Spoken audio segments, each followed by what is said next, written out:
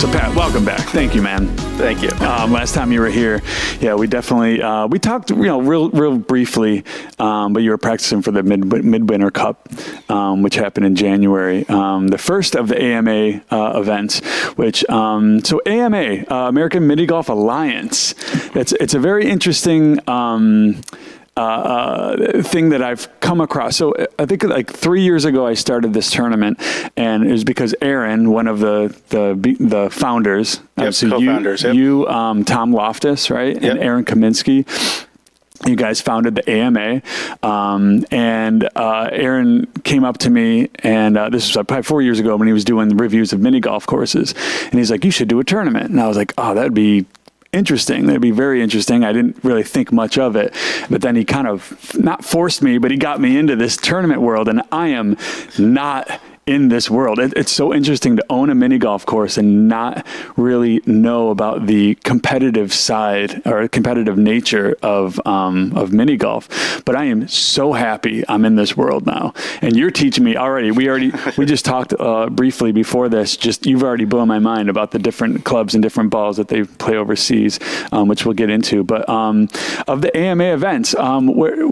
let's see, how many AMA tournaments have been there this year so far? Oh, I think we're 4 in this year. Yeah, we've been through 4 this year. It's the beginning of the year. I mean, obviously, you're going to do mostly indoor courses, right? Have there been any outdoor courses? There's one. So Aaron's Winter Classic, the O Street That's right. does. They always do theirs outdoors in February, and they snuck it in right before the last blizzard. Definitely. That Sunday. But yeah, mostly this time of year, we're indoor unless we're down south. Definitely. Yeah. And down south, what's the I'm going to say the Alliance, but what is the mini golf league down there, or the? So the overall federation for the U.S. is the United States Professional Mini Golf Association. Okay, so they're all over the U.S. They're all over the U.S. Okay, maybe I'm not as informed as I should be. But they primarily do tournaments in the southern, kind of southeast of the U.S. But we also have some stuff down Atlanta, Florida, and so there's some crossover, and there's plenty of mini golf to go around. But in terms of like, if we think of the world structure, every country we would love to have their own federation. We're trying to build that up. But a country has a federation, and the USPMGA is the official federation for the U.S. Gotcha. Okay. And so we're kind of a regional group that does a bunch of stuff, and we try to work with the USPMGA where we can, obviously. But we cover a lot of area that they don't necessarily. And a lot of tournaments that, as a federation, they probably wouldn't touch because they're trying to build the bigger ones, more international ones. And they don't do any up here though, the Northeast. No, they haven't in a long time. So I got into it because they used to back in 2002, 2003 over in Simsbury, Connecticut. They had a tournament. They had a tournament up in Maine, and they've kind of brought that back down, and they've expanded a little bit, but their primary base is that Myrtle Beach stretch. Definitely. Yeah. And are there higher stakes? I mean, what's like, do they just kind of have bigger numbers, or what's the difference? Yeah, I mean, they go for, their Masters and US Open, $20,000, $25,000, $30,000 purses. Okay. They've been going for 25, 30 years. So they try to focus a little bit more on fewer tournaments, bigger. They really work sponsorship and stuff like that to kind of drive those types of tournaments. And so that's where I say we kind of, I don't want to say we're minor leagues because we have a lot of big tournaments, but we fill a lot of those gaps that they don't focus on. I think I would almost like, without talking down or whatever, I would classify AMA as more of like the people's tournaments, because I feel like it's a little bit more accessible to more and that's people. Our goal. Like, we want to be competitive, but we also know mini golf is supposed to be fun. Definitely. Right. So we want to throw our arms around everybody and say, hey, there's all sorts of different types of courses, as that we want to bring in. It's not just these, very standard, I got rocks and waterfalls and stuff, because everybody enters the sport differently. And, I look at it and go, if we've got 1,000 people play mini golf tournaments throughout the year, that's awesome. And if 10 of them want to do something bigger, bolder, international, real competitive, cool. We've kind of met our goal. Definitely. What are some of the standards to an AMA tournament? Like let's say someone owns a mini golf course or wants their local mini golf course involved in an AMA tournament. Is it just kind of like come on in, or are there levels of? So we do levels. We've kind of broken up into red, white, and blue. Good American colors. And so blue is like our closest to the big type of tournaments, longer tournaments, bigger fields, tend to be bigger purses, a little bit more serious. That white is in the middle, and then red is really where we say, Yeah, it's everybody. What do we have? Come on in. And the way we do it is like the first year, depending on who's running it, we may bring you in. We may do some, trial things for a year or two, but we want to have a division where it's like any type of course that wants to run a tournament and kind of be part of it. Yep. We've been trying to bring in, and we're managing. It's all volunteer, right? So we've got 30 tournaments this year, which is a lot. Is that the most so far? It's the most so far. We've grown every year. I think it's 30 that we're going to end up with. Wow. But we want people to come in. So if you do have a course, and we have found out about so many tournaments that have existed that somebody was like, hey, we've been doing a tournament here for 10 years. Sure. Like, can we let's figure out what we can do. Definitely. And then you guys come in and just destroy it. No, I'm just kidding. I mean, you've got some heavy hitters. Done that in some places. It is awesome. And I'm thinking this year about doing not necessarily an amateur league or level to the tournament, but I think I'm going to do like amateur purses, because it definitely, I've noticed over the last 3 years, we've kind of lost some of our locals but we're bringing in more heavy hitters, and it's amazing. But I feel like, I need to make a more incentive for the amateurs to come back. Big thing that we've been focusing on. So I think like from the federation standpoint, they have a little bit of that, but that's not their focus. Right. And so we've been working in a lot of different do you run an amateur division? Some divisions will do 2 different tiers. Like, they'll cut and be like, hey, you can win the lower division after a certain cut, and whatever way we can incentivize people. Because we do have a group of people, as you know, who are the heavy hitters. They like to come in super competitive. Yeah. But we didn't all start that way either. So we're trying to look at, again, I want everybody to play. I want them to come back. The best thing ever is somebody plays for the first time and says, oh, I want to do it again. Yeah, definitely. I mean, the company alone, I think just... the positivity, it is competitive, but I think Justin, just to speak about one of the members, Justin Seymour, he'll actually watch other people play and encourage them. And it's not like, I hope they do bad. It's, obviously you hope you win, but at the same time, you want everyone to have fun and to get involved and do better next time. Because if everyone does better, everyone goes up. I mean, the scores on my tournament every year go lower and lower and lower. And I see that as a very positive thing, but it's also becoming like so competitive where the winners are so like amazing, and then the amateurs just aren't scoring as high. And that's one of the things I like about mini golf just as a sport, because even at the most competitive levels, you tend to see people will help out. They'll bring people on. You can ask advice of other players.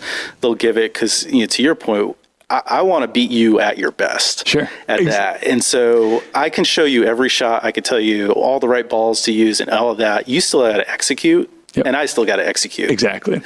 Yeah, it's like the same thing when we do video game fighting tournaments or fighting video game tournaments here. And, if you're playing someone or against someone that's just like not having their best day, you kind of feel bad, because you're kind of like, the reaction time is just off today. And I feel like I'm just winning, like I'm just being handed this win. It's not as fun. But of course we all like to win in the end, I guess. But to your website, puttingpenguin.com, you've been reviewing courses all over the country and the world. And other people for your site, but you've been reviewing stuff since 2001. That's just so. I mean, why did you all of a sudden think that you wanted to start reviewing courses? And I'm sure you played mini golf before 2001. Yeah, right? I obviously played it growing up. So 2001 was the summer between graduating college and starting my full-time job. Got it. And I was with my girlfriend at the time, who's still involved with the Putting Penguin, Mandy Ranslow, and we were just really looking for a way to kill time. And so we were like, hey, let's see if we can play all the mini golf courses in Connecticut. Because you would think there can't be that many in a state that there's actually more than you would think. You would think, I know, because I think you have 56 reviews. Yeah, and they keep coming and going and closing and opening, and we still haven't even played them all. But and so we played I think it was probably the first one we played that summer, and we had an interesting experience of like some rules and just the way the interaction. We got done, we're like, this didn't feel the way you want to walk off a mini golf course in feeling, and we're like, let's review. And this was before Yelp. This was before Google reviews. I mean, this is early internet. I was actually thinking, like, when you first started, was it like GeoCities or Lycos or like? I mean, it's like I'm on Homestead, which I don't even know. They're bought by Intuit now. Yeah. So So we were like, all right, well, let's just throw this up. And it was a way for us to kind of track and, really just do something. And, then it became a hobby for us. We were like, all right, well, let's just keep expanding. And I had no idea it was going to lead from that to where I am 25 years later. It's probably addicting, right? Are you like, whenever you go to a different city, are you just thinking in the back of your mind, like, oh, is there a course around here that I could just I have like, a Rolodex, again, dating myself, but what's a Rolodex? Of courses in my head. Yeah. And now, it's even permeated into my work of like, I guess I don't travel as much post-COVID, but it used to be like, hey, we would go to a city for work. My coworkers were like, well, where are we going to play mini golf? Is there something around for us to do? So it is. And then you just end up like, I have a huge backlog now of stuff I haven't got to, because as much as that was the foundation, now I do so much other stuff. I feel bad. I'm like, oh no, it's the neglected little piece of my life that I got to get. I don't even know that I've probably been a month and a half since I've updated the website. That's it. No, well, January you updated. So it wasn't too bad. No, you were saying you're about to go to the first AMA tournament, and I noticed when you review, you kind of separate things out into creativity, atmosphere, and difficulty. When you go into a course, like talk about atmosphere, I guess, for example, is that literally about the windmills and that kind of like atmosphere, or the atmosphere overall, like if there's trees or is it like a big picture? Our atmosphere is probably the biggest umbrella and the thing we really anchor to. Difficulty we could just kind of give as like, hey, is this going to be something that your kids are going to have an easy time with, or are you going to, maybe be a little frustrated? Yep. The creativity is, we try to look at it and say, all right, we've played thousands and thousands of holes. Is it something that you're going to go to and say, wow, man, I've never seen this before. That's kind of a cool thing. And then atmosphere is everything. It's the curb appeal. It's the staff. It's the cost for the value. It's how will they upkeep it. Yep.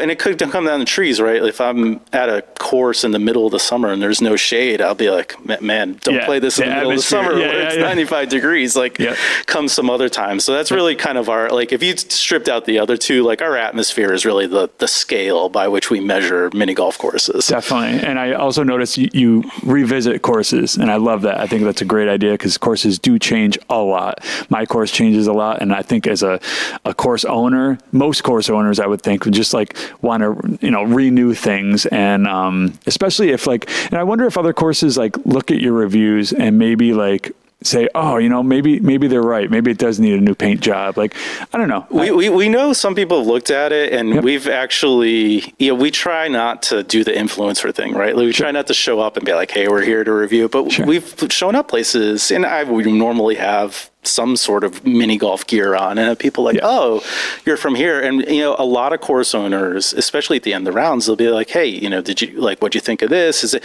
And they're almost always really receptive to. Are you honest usually? Oh yeah. Okay. Yeah. Cool. I'll tell people, and the funny story, like Farmington Mini Golf is the place. They had all these rules and stuff, and now we've been doing an AMA tournament there for years. I'm really friendly with the owners, and I tell them all, like, that was my feedback at the time, and still my feedback. And you guys can have your own rules and your way, and I appreciate that. And same thing with you. You got your own rules and stuff, but I'll tell you my opinion, at least on it. And I think that's welcomed. And I think for me, I love my staff always, when people come back with their clubs and balls, like he always asks, like, oh, what'd you think? How'd you and most people are like, oh, it was great. It was very difficult, or it's like, oh, it didn't go well. She beat me or something like that, but at the same time, I want honesty, because I don't want everyone just fluffing saying, oh yeah, it's great. And then they go home, they're like, oh, that was just a horrible course. Because I think my course is a little bit more difficult than your average course, but I want to hear that from people. And I also want to hear from people going, it's just too difficult. Because my first course, I rebuilt this course in 2022 or so.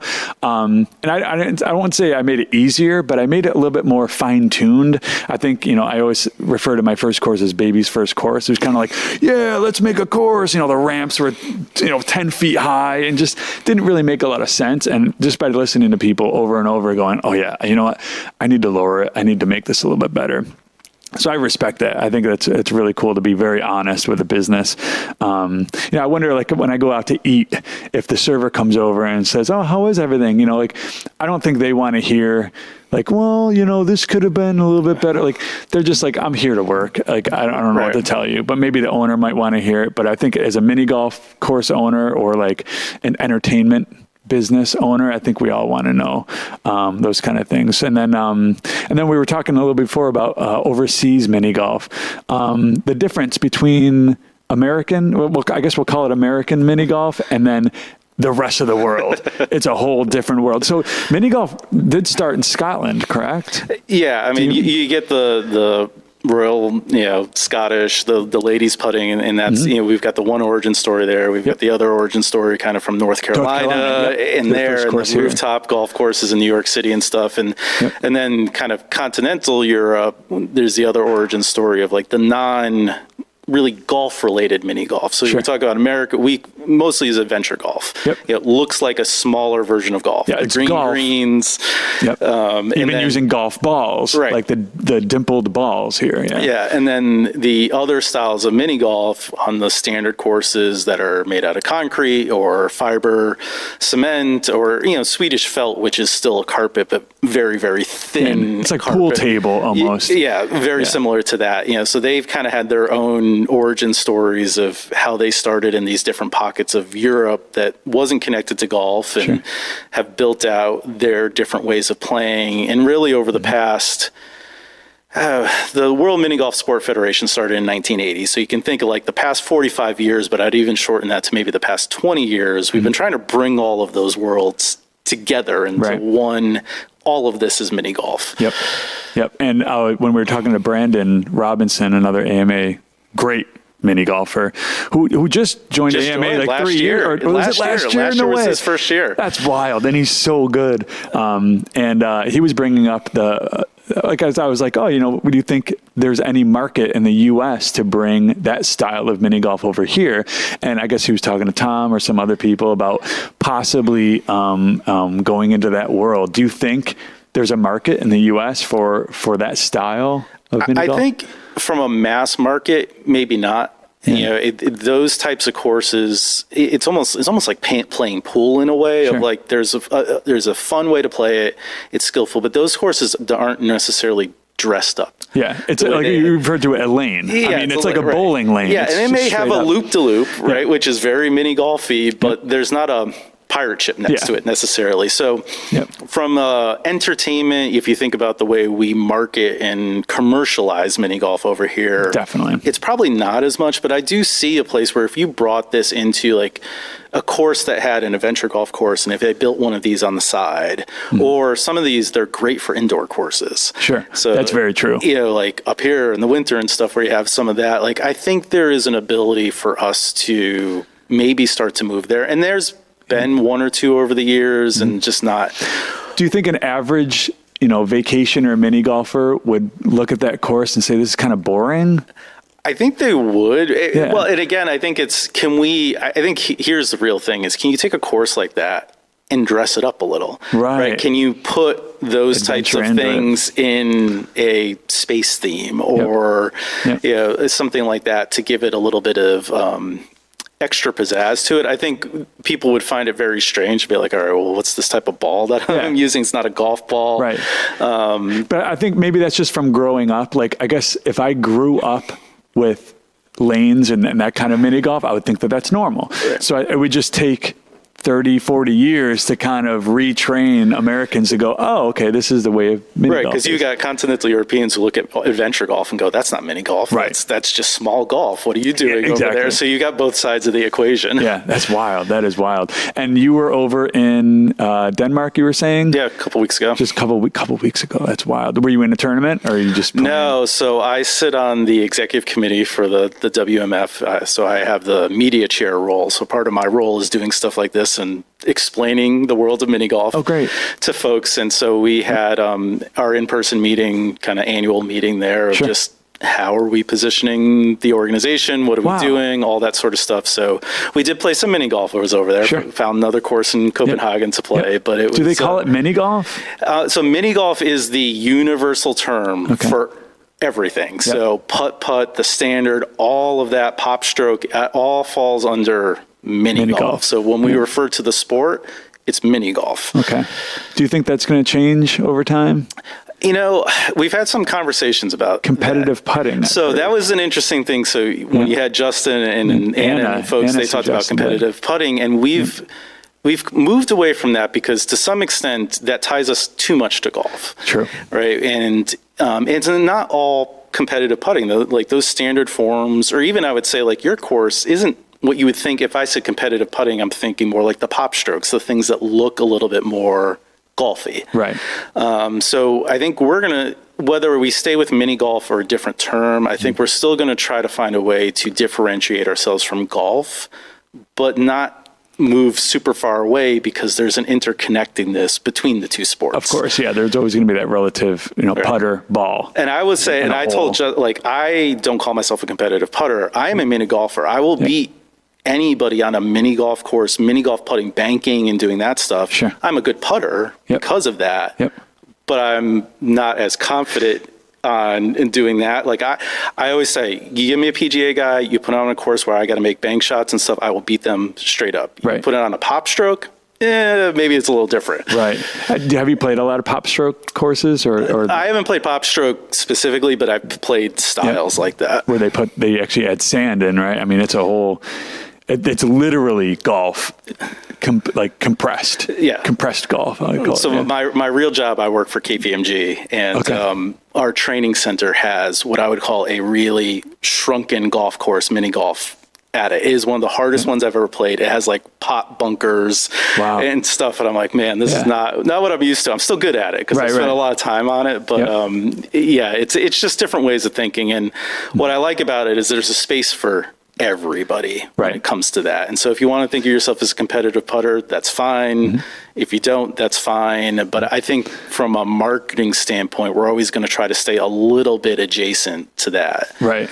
Yeah. Do you feel like mini golf is still kind of looked at as a kid's sport, or at least in America? Well, no, even in Europe. I mean, we've had so I run a podcast with Tom Loftus called the Putt Cats. I love it. And we had awesome. Sarah Schumacher on, who's one of the most decorated young German mini golfers of the past 10 years. And she was telling a story too of like growing up, even though it's much more of a known sport, the way like bowling or something is with us, she still gets a whole lot of like, you do that? It's not just a holiday game. It's not just that. So it is a struggle that we put up, but it's also an opportunity, right? Because what other sport can you play and be this close to the international stage? Like you play a tournament here, you are 2 steps away from the international side of this. You can't do that in any other sport. Right, exactly. And 8 to 80. I mean, and beyond. Yeah, and beyond. Yeah. So your demo is huge for mini golf,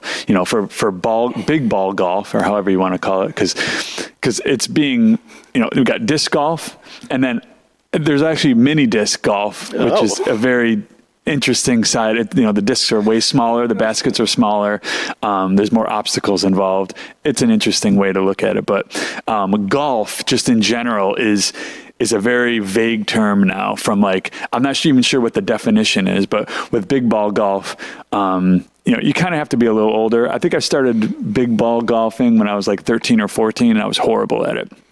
Didn't find it fun at all. And then when I was like 16 or 17, I started growing into myself and understanding my muscles, going, okay, because to hit that ball with that club is one of the most difficult things you can do.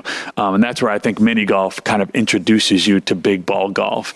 But also like mini golf is also good training for short game golf. Yeah. And that's where I was saying, like, we've seen a real introduction in ways. So like some of the first tee organizations do mini golf events, right? Because as a 6, 7, 8-year-old, that's something that you can accomplish and get used to etiquette and things like that. Definitely. Leading up to it. But I always say if I play a regular competitive year of mini golf, the amount of tournaments I play, I will take more putts in that 1 year than probably a PGA player takes in their entire lifetime. Sure.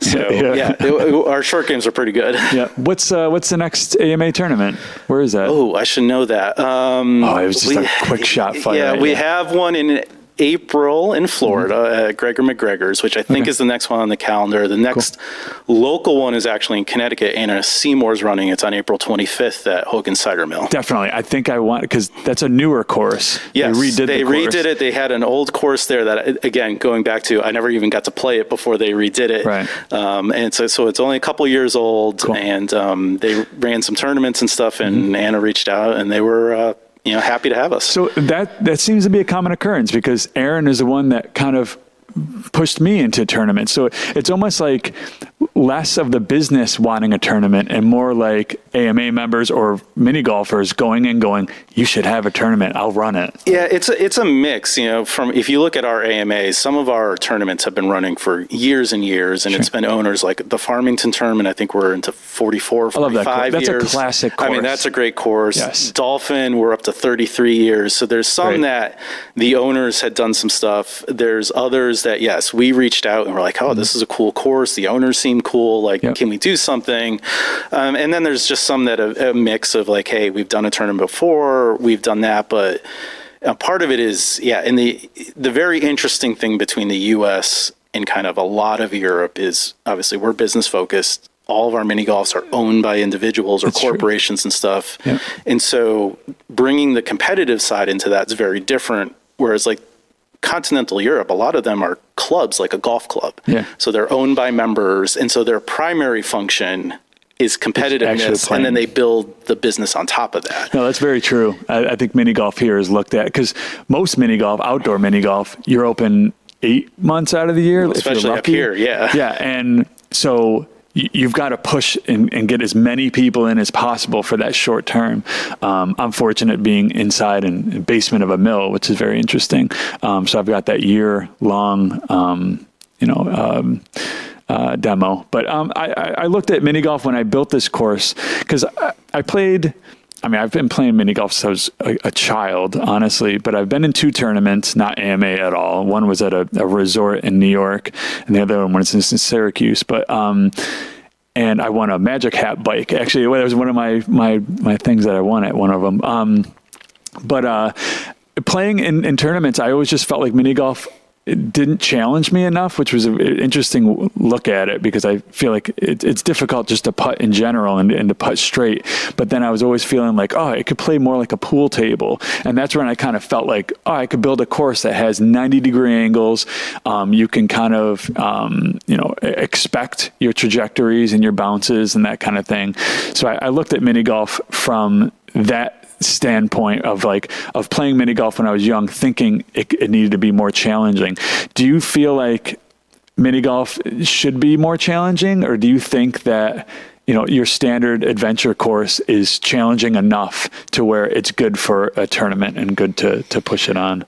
I think most courses are challenging enough, and the best courses find a way to blend things together. So I always think about the courses I love to play most have kind of a challenge path. I would say that, you play that, you got a much better chance of getting a hole in one. Right. But there's also kind of outs or things, especially when you're playing with kids, of like, I don't want people to ever be frustrated. That's true. Playing mini golf. So to get that fine line between the two, but I think it is like, if you look at a lot of the adventure courses and some of the stuff we play, like the biggest tournaments on, the biggest pros will make it look easy. That's very true. But it's not. I mean, it's, hundreds of hours on those courses to knowing the exact pace and doing that. And I think some courses do try to over challenge. Like, I have been on courses that I've gotten off of and said, why was this so hard? Right. Like, what are you adding to the game other than, I wanted to make a difficult mini golf course? Yep.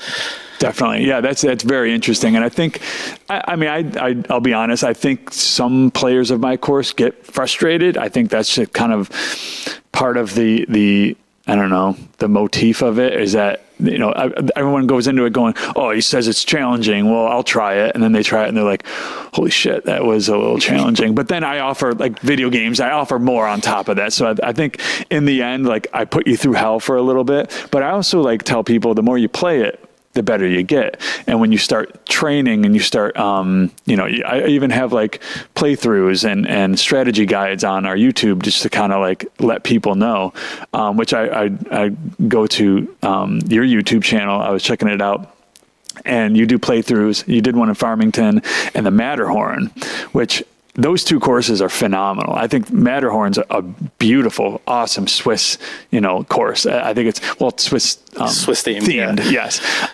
And there's like certain levels, or there's like, I don't know, I think it was the Farmington course. I don't remember where there was like 3 levels that you had to get through, but instead everyone just popped it up over the rock to get it down there. That was Matterhorn. It was Matterhorn. Okay, that is that course. We've changed that a little bit in the tournament. Like we've changed some rules around that. But yeah, I mean, in some of these things, you look at these courses of like, oh, I can do this instead. And like, I love doing trick shots or stuff like that. Glitching. Yeah. Well, right. You look at it and like, oh, well, this one kind of goes down here, but there's a sidewalk that I can hit the ball down, and totally. It might actually like drop me down there. And so that's the fun part to see, kind of like what people, it's almost like being like a master builder with Legos. Right. Like, what do they see in their head when they come to the course? Right. So it's like there can be a challenging hole, but you're like, wait, I know a workaround to this. So it's almost like it is challenging, but it's also like, it's challenging on your mind to come up with a different strategy as opposed to just following it along.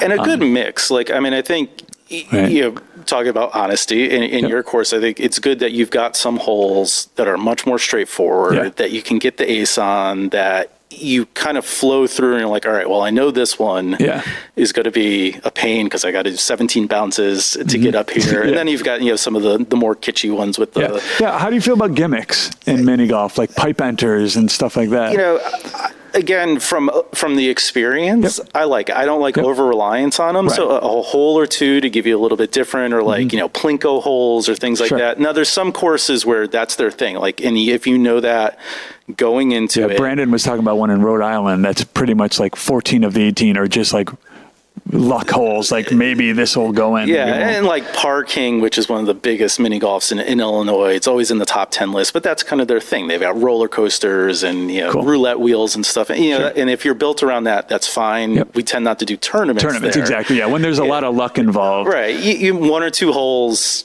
as long as the luck is somewhat controllable, which like I would say yours are. If you get you learn how to do the pinball and everything, you can do some of that. And I tried to design it like that because I do remember, especially growing up, where you have the holes where there's 3 holes and you get it in the one and it sends you down a pipe and hopefully goes in hole in one. But coming out of that pipe, you have no control over whether it's swinging to the left or swinging to the right. So I try to design mine to be like, at least the pipe's smaller, and I try to make the ball not have to swing in the pipe and try to make it sure that it's down the middle. The best course owners will figure that stuff out. I mean, it's the worst thing to go to a pipe and it's like, well, it's completely random once you get in there. But if it goes in 99 out of 100 times, all right, your luck is always going to come into play. I know. And that's one of the things I'm improving this year. I noticed on one of my holes, 14, where it comes out of the pipe, and sometimes it can go in, but sometimes it'll knock you off the green into the fairway, and you actually have like a 2-putt to get back on. And I'm like, that's not fair. For like a family playing, like, little Bobby, that happened to him. But when you're playing for money, I don't see that as fully fair. So that's something I want to improve on. Yeah, but I mean, I think so. Those types of things, when you're looking at the totality of the course, is like, am I getting through that? And do I have a challenging hole in one place? Yeah, that's great. But if the next hole you got a shot for a hole in one, you're getting that balance. And again, it's like I don't ever want people to feel that they're frustrated at the end, because they're never going to come back. Right. They're going to look at it, and that's part of like going back to our reviews of. There were definitely courses we walked off of, and I was like, I'm never going to tell somebody come play this mini golf course. Have you ever gotten through a course and you just stopped halfway through and you're like, this is garbage? I've never stopped. There have been some bad courses we played. There was one course, it was so run down. It was an old Saybrook. It's gone now, but like it was a course. I'm like, I don't know if I should touch anything because I don't know what I'm going to get, or if I might get electrocuted or whatever. We're just like, let's finish and get out of here. Yeah, there's one in Westfield. I don't mind mentioning it because my girlfriend and I play on my birthday, because it's like it's so run down. It's fun. Like, and then they have like other things to do, like the bumper cars and that kind of, or like a racetrack and that kind of thing too. But I think there, like I said before, there is something endearing about a little bit of a rundown course, but at a point where if it's affecting your play, then you're like, all right, like this isn't, enjoyable anymore, I don't think. Well, and the point you had of having other stuff to do too, right? Yeah. Like, and that's a thing that we try to incorporate. And I tell people too, I'm like, this course, if your course was a standalone, nothing else going on, I probably honestly wouldn't like it as much as, well, no, it's part of this complex. Correct. Right? It's a mini golf course inside this video game thing. And so you've got to have that mentality going in of like, this is what I'm getting.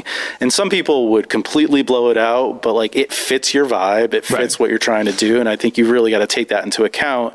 If you came up here, because some people could come up here and just play the mini golf and be like, wow, this is too hard. And then not like look around and be like, hey, there's all this other stuff to do. Well, it's interesting too, because like for my price point, I'm way above average mini golf price. Like $20 to play a mini golf course is definitely unheard of. I think your average is between like 6 and maybe 12 tops. Like Monster is probably the most expensive. Yeah, right? It's ticking up these days. Okay. I would say between 10 and 15 for a decent sized course. Some of the more like smaller mom and pops are a little bit under the $10 mark, but you're looking at 10 to 15 for an adult. And then there's those new like boutique ones that offer a full bar and there's all digital screens and that kind of thing. And I get where they're going with it. They want to make it digital and make it like really poppy, but I guess they're also relying on those alcohol sales, which, I always classify those businesses as bars, and then they have some activities. Yeah, it's a bartainment. Yeah, correct. Yeah. And like, that's the same thing with like arcade games. So there's arcades that just have a bar where it's like, okay, their main revenue is alcohol sales, and then they have other things to entertain people. But I think at like my $20, range, I try to offer as much as other stuff, because again, if you think you're just coming to play mini golf and you're like, oh, $20 kind of steep. All right, let's play it. And then you just get wrecked in the face with a difficult course. That's not a positive outlook. But again, you can play pool and darts and skee ball and all that stuff, and it's all included for an unlimited price. Or you can also play the course over and over and over and over. You can play all day.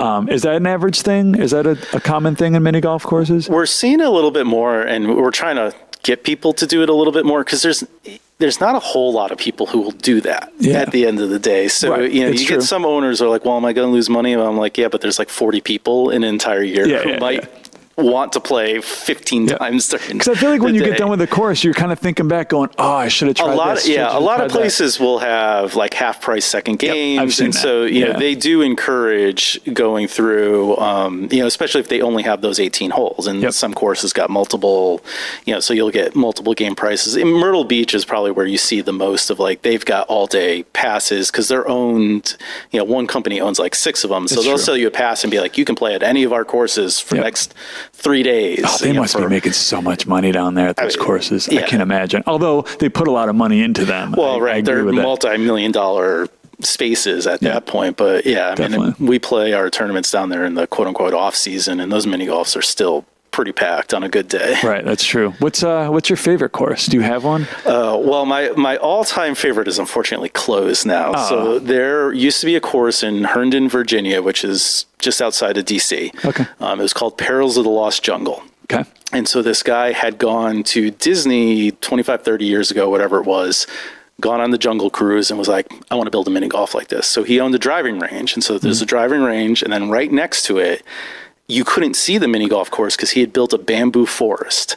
And so you went and played, and in the mini golf, he had animatronics. I mean, it felt like you were playing mini golf through the Jungle Cruise. Like he did all of this stuff. And this was, the first time we played it was like 2004. So this was 20 years ago that he was doing all this. And we loved it so much. We played it in the day, came back a few hours later to play it at night because it had all sorts of lighting and stuff like that. And they had run for a long time, and then a bunch of construction stuff. And ultimately, I can't remember if he sold the whole complex or it just unfortunately went out of business. But that was like, I've seen bigger and more expansive courses like Myrtle Beach has, but like that was a homegrown and to like I said, there was a bamboo forest next to a driving range, and you just felt the immersion. So that's interesting, though. Out of that whole thing, you're talking about atmosphere. Like that seems to be the clutch parameter to make a good course, is just to make it a fun experience. So, I mean, do you remember, like, is it just putt straight, or was there a lot of curves? There was a good mix of whole, and so the gameplay went along with the atmosphere, right? Because we could have said, "Oh, this was great," and then you take the first putt, and you're like, "Oh my God, this is horrible. What am I doing here?" But no, I mean, it was straight, it was banks, it was very adventure style stuff, and I don't know that the holes were wildly creative, but the way they were designed were very fun to play through. So that's always been my all-time favorite. I mean, some of the ones like the Disney courses, the Universal courses, again, they play well, but the atmosphere is really like, okay, if I'm paying $15, $20, I walk away being like, oh yeah, I kind of like walk through a movie set. Sure. Right? Those types of things. I wonder if disc golf is going to get there eventually, where it's like, UDisc is an app, and you can rate courses and that kind of thing, but they're all rated by just play. I don't think there's much to say about the atmosphere yet. Even though I do watch some disc golf tournaments that they're starting to put obstacles in the way, or mandatories. Mandatories are a big thing now, where that tree is right there. No, you have to go to the right of it. You cannot go to the left of it. So there's all these things that they're starting to throw in there. But obstacles, there's this one, I don't know what course it was, but it's a bamboo wall, and it's just like a little 5-foot cutout, and you have to get underneath. And this is the beginning of where mini golf is starting to kind of mold disc golf in a way where people are going to want to start having more fun, as opposed to just throwing the disc and hoping it goes in. Now you're going, okay, I got to pinpoint it through there and get it up. And I think that's where the atmosphere idea is going to start pulling forward. Well, and especially too, if you think about like the vast majority of business for mini golf is families. Yeah. Right. And I've got kids, and when I play with my kids is a vastly different experience than when I'm out there with Justin and Highlighter. Correct. And looking at it. And the thing that they walk away from, because now they help me review courses, they're old enough to kind of have their opinions on stuff, is the atmosphere, right? Like, they understand gameplay and things like that, but at the end of the day, they're like, oh, this was cool. I really like seeing this. I thought this hole was creative. And when you really put your hat on and go, well, that's, of the millions of people who play mini golf every year, that's your core business. Yep. And if you're appealing to them, then you're doing all right. That's very true. That's very, very true. Do you have any hopes of opening your own course eventually? I've thought about it. Yep. It's, as you know, a very labor intensive and people intensive sort of business. So, maybe at some point we'll get there, but I also know like that limits my ability to do some of what I do, because I've got to run a course. I've got to be there. I've got to do some of those things. So what would be like one thing that you would include in your course if you did build one? Like what, other than like, just good atmosphere, but do you have like a windmill? Would you stay with some standards, or would you kind of, So I've always, the two things I've always wanted to do. One is a very traditional, like haunted house course. So I'd want to do a windmill, but like haunted house theme and things like that. And that brings out kind of my side. But the other thing that I've sketched out in my head, and I would love to try to do this, is choose your own adventure mini golf. Cool. So I figured out, like, I love those books. Right. With 36 holes, like after certain holes, you'd pick left or right. You could play 18 holes if you map it out correctly. And then you could redo it and have a different experience. But obviously twice the amount of investment. Sure. You've got to work, all these paths if everybody takes the left path, right? Like the people flow and stuff like that. But that, in my head, now that I've said it, somebody's going to go and do it, of course. I know, but that's a great idea. It would be very hard to plan to make sure you hit 18, but at the same time, like, that's awesome. Oh, I've spent a lot of time of like, okay, what's all of the different configurations and how would you want, right? The people flow, I think, is the hardest part of that. Sure. But like stuff like that, there's still pockets that we haven't quite seen yet in mini golf. Oh, definitely. I think mini golf, for a good reason, it was stagnant for many, like 100 years. I mean, it was just your standard mini golf. And I think even to this day, there's just a standard way to look at mini golf. And I think, maybe adding the overseas element into what we're doing here might trigger that out a little bit, but you're on a whole different wavelength there, thinking about like, like I have a co-op version of playing my course. So it's not necessarily the course is different. It's how you play it. Right. And I'm also doing mandatories soon. When I first opened the course, it was a horrible idea. But it was a good idea, but it was implemented horribly. I had wickets on the course where if you go through a wicket, it's a free putt. But they were always like off the beaten path. There was always an area you probably wouldn't go normally, so you had to try for it. But people were tripping over the wickets and they get pulled out, and I ended up getting rid of them. But the idea was there where we can start adding cool things into it. And I think adding the digital side into mini golf is going to push that even further. And that's part of it, right? I mean, I played some of the digital courses. Those definitely have a fun space. And there's other ideas. So this place, the putting zone just opened up, and they're having a tournament there. Actually, I think the guys are going down this weekend. It's in Nashville. But their thing is they have very long holes. And kind of in the middle-ish of a hole, there's like a zone. And if you kind of lay it into that zone, I think you get a stroke off. And then you go. So it's like cool. Adding gameplay elements, I think, is in there. And it's, again, you're trying to find that line of like, well, I don't want to get too complicated because, again, I want people to understand what I'm doing. But I've seen a lot of like the stroke off and things. I think there was this place, the Putt Pub we played outside of San Antonio. There was one hole where it was like, well, if you hit it, an opening of, this big or whatever, but in the middle there was a bell. So if you hit the bell, you got a stroke off. Yep. But if you didn't, whatever, you're still through the opening, and it wasn't. So that type of stuff. That's cool. And that's where we get to like the creativity when it's like, oh, you won't see this, and it, doesn't maybe take away, but like it's good and they've designed it well, and it's you're not going to see it on the normal course that you have at a driving range or something. And when I built this course, there's ADA regulations now. It started in 2001, obviously for good reason, but it also stunts the creativity a little bit. And again, good reason, but at the same time, it makes it more difficult. So I think, if you're grandfathered in with a course before 2001, you can do whatever you want. And these days, you have to make sure that there are certain inches wide, but also the slope can't be more than 22 degrees. There's certain stipulations. I got away with a lot of that because you can play my course from off the course. Right. And I have specialized putters that are very long with ball getter. It's on one side, and the club head adjusts. So I was able to get away with a few things that other courses normally couldn't, but that's going to come into play as well. Yeah. And there's different rule. Like in Connecticut, I know there's like so many holes have to be ADA. So like Matterhorn's got some of the holes are ADA that you can play. And then some of the more creative features are on those other holes. So you got to know what the deck of cards that you've been dealt, but there's ways to do it. And totally. But I think, again, your idea, I'm not going to bring it up again because I think it's a really good idea and I think you should do it. But if you're looking for investors, let me know. And I know Brandon is looking about possibly doing something too, but maybe the idea isn't more courses and it's just, take the courses we have and spruce them up a little bit and maybe purchase a course. Well, I think we're going to get into a time period too. If you think about some of the booms and busts of mini golf, is we've had a lot of years of people building courses and stuff. And you think about some of them are owned by corporations. Fine, they're not going anywhere. But there's a lot of family-owned, small business-owned. They're going to come to an end of something, and we've seen that in a lot of different places. Courses turn over, and that is an opportunity to, revamp, retheme, do some different stuff. And we've had some tournaments from the AMA come out of that where course owners come in and said, "Hey, I want to do this. I've been following you." Like the great thing about the internet now is if you're trying to create a course, there's so much more information than if you were trying to make a course 40 years ago. Yes. Big time. Yeah, you can seed all those informations. There's a bowling alley in town here. They're up for sale. It's a candlestick bowling. Oh wow.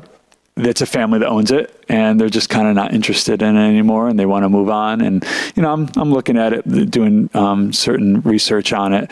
But you're right. Like there's a lot of these. They've been around since the 40s, and it's just candlepin. It's a very different style of bowling. Like it's not an average bowling. But I look at it. I went in there and took a tour of the place. And I'm like, what if you did this? What if you turned this on and did I'm starting to look at it going like, we can take the old game and kind of add a few things, though, you're going to lose some people that want the traditional version of it. But I'm always looking at different ways to do stuff. So, but yeah, I'd like to talk to you about that, about that idea.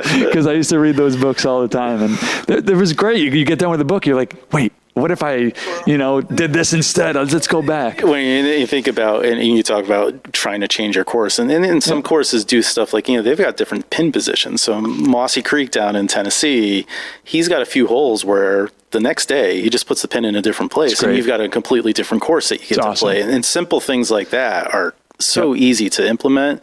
And then it gets us people like me talking about, because I don't see that much. That's really cool. So why don't you go check that out? And one of the original ideas, which is way beyond what I could do for my course, was 2 holes, 2 tee positions. So you could go from the advanced or the beginner or whatever, and then there's 2 holes where there's a hole here and then there's a hole even further up. Given you got to have some long holes and you got to have a lot of creativity. So I nixed that idea. We had a course, unfortunately, again, closed. It's really not far from where I live, that didn't have 2 holes, but they had 2 paths. So you had a challenge path and a regular path. And they're like, if you in the challenge path, you have to, like, there was a big arrow painted on the green. And so it's like, you have to go through. And if you chose to go the challenge path and couldn't go that way, like, you had to add a penalty stroke, right? But it was a way of changing. And again, long holes outside, they had more space to do it, but it gave you an opportunity. And it was one of those things that's great of like, okay, if I go with a group of friends who aren't mini golfers, well, of course I'm playing the challenge path and everybody else is playing the easy path. I think when you're so far into it, like you are, and I don't know if I am, but I'm going to definitely try to make it to a couple AMA tournaments to see. I want to, because I've never competed in my own tournament. I don't think that's fair, even though I would have lost. It's very hard to do. But I think I want to go down to Anna Seymour's tournament at the Cider Mill and then hit up the Matterhorn. Matterhorn just looks so cool. I am so glad that we had that relationship. Autumn, so this was a case where Autumn actually reached out to us when she was building the course and had found us on the internet and everything. Was like, oh, you're from Connecticut. Like, let's talk. I have this idea. And when she had built it, she's like, yeah, in a few years I want to do tournaments. Can you come be my tournament director? And I was like, absolutely. And now this is going to be our 10th year. So awesome. It's well, I hope other mini golf courses see this and just reach out to you guys, because who knows?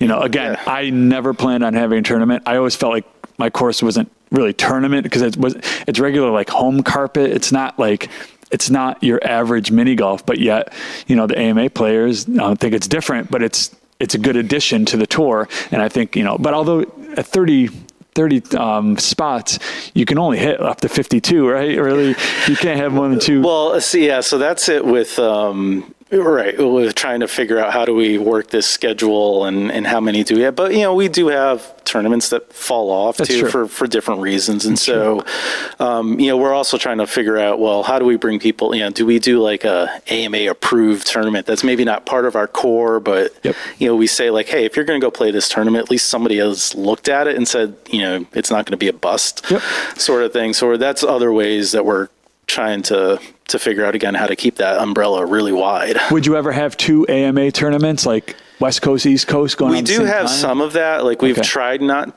to do it, but we also understand, like, not a whole lot of people from Minnesota or Connecticut are going to go either direction. So part of our schedule expansion probably will be in the future. Yeah, there's 2 tournaments happen on the same day, but they're 1,000 miles away from each other. Rad. And then do you have any tournaments that have multiple days, or are they all just one-day tournaments? So right now we have one, let me get this right. I think we have 2. There's definitely one we have up in Booth Bay in Maine at Dolphin Mini Golf. That one has been a 2-day tournament for years. It's always the weekend after Labor Day. We do Saturday, Sunday. And then there's been a couple that are in Branson, Missouri, that they do a couple-day tournaments. We try to keep it to 1 day, travel, all that good stuff. But like the Masters. So the Masters, that's a 3-day tournament. The Open's usually 2 days. Yeah, the big, like the World Championships is a 5-day tournament. Yeah. Where you have to qualify every day, right? Or is it just play 5 rounds? It depends on the form. So like the World Championships, they have like 3 days of stroke play. There's a team element, and then there's match play off of the stroke play. That's one of the days. And then one of the really cool things that we see at the International Championships is they do mixed pairs. And it's alternate tee, alternate shot. So like the guys all go on the evens, girls go on the odds. That's awesome. And then you play alternate. And it is some of the most exciting mini golf you'll ever see. Because at that level on those courses, like one of the preliminary rounds, there was a perfect 18 shot. with the mix. Yeah, so because 9 and 9, and they shot 18. Or skins. Awesome. I mean, there's a lot of other we've ways done of playing. skins for a couple years post the Matterhorn tournament. Yep. We did NBA lottery style. So depending on where you finish, like if you finish 30, you got 30 chances to get into the skins. Oh wow! So it was a way of, again, kind of encouraging, incentivizing. Like, hey, you may not be at the top, but there's a way. And so we'd pick 4 people, and we pay. I think we did $10 a hole, 20 on the back 9. Crazy. And get some cool, really fun stories out of that. And then some people who weren't in the money, walked away with some cash, which was cool. Yep, definitely. I think that's where I need to push. I was thinking about doing another tournament throughout the year, but I don't know if I want to do that. It's a lot to put a tournament on. I'll be honest with you. Back when Aaron was just running it and doing it, it was great. And then he's got other things he's doing. So this one he couldn't even be here for. Actually, a lot of people just because of the weather. But but running it, it's a lot of work. But it's so worth it in the end. I love it. Yeah, I walk away. I mean, this year we won't be a stop on the World Tour. We've got some other places, but the past couple of years, the Matterhorn tournament's been part of a World Adventure Golf Tour tournament. So, I mean, the month ahead of that tournament. Now, granted, I've got a family, I've got a real job, I've got all these other things, but it is a lot of work. But I always get to the end of it, I'm like, man, that was awesome. Yep. And all the content you get from it. And then, there's no better feeling in the world. And I'm sure you've got that of the guys coming up afterwards and be like, this was really cool. That's Thanks. Really the only reason I do it. Like, I mean, I wouldn't even say I make money off of it because the purse money goes all back into it. Plus on top of that, but like, it's so worth it in the end for someone like, especially really good players to say like, this is awesome. Thanks for doing this. And I'm like, cool. Like, and if everyone just went home and was like, oh, that sucked, like I probably wouldn't do it anymore. So that's pretty much the reason I do it. So awesome, Pat. Well, thank you for coming up to do this. We were talking about it for a while and we finally found some time, and I'll see you out there on the AMA or the tournament row at some point. And, I'll put all the links and all the tournament schedule at the bottom here. So awesome, Pat. Thank you. Thank you again, man. Awesome.